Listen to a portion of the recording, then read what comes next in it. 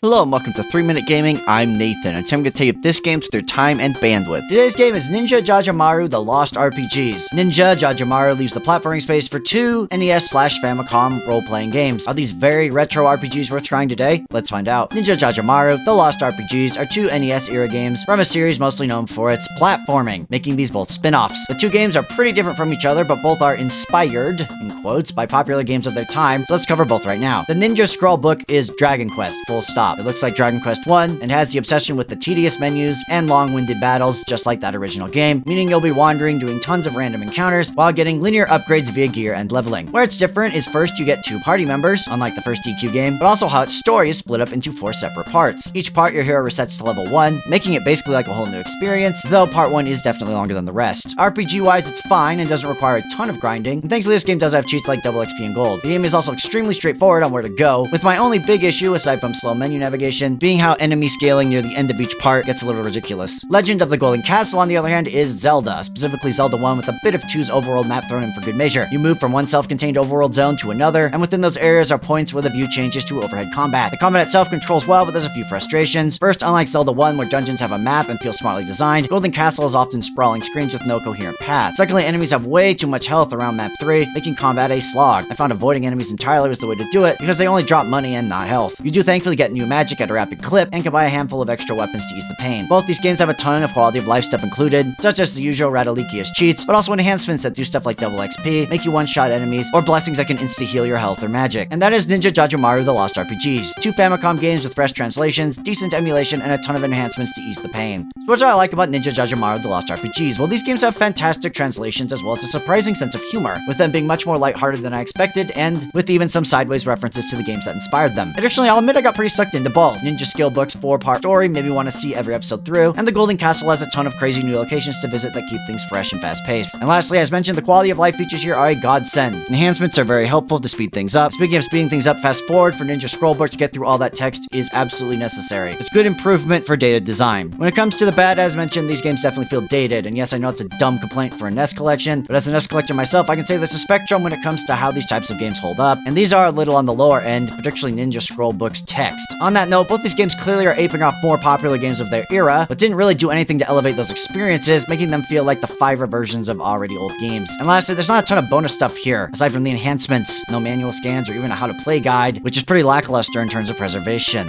As you know, I rate games here on a 3-point scale, must play, maybe consider, and don't bother, and this pair of Ninja JaJaMaru RPGs are fine, but they're absolutely of their era in terms of game design, quality of life, and so on, which makes them really hard for me to recommend generally. If you do enjoy the NES Dragon Quest or original Zelda like I do, these two will be right up your alley if you have the patience for their old school stylings. However, if you aren't nostalgic for this period, I don't think these games are really going to entice you, even with their many cheats and enhancements to attempt to soften the rougher edges. And that's all I have for you today. Thank you so much for watching. Did you play Ninja JaJaMaru The Lost RPGs? Have you even heard of these games? Let me know what you think in the comments, but regardless, go out there and only pick up these games if you're really into old RPGs.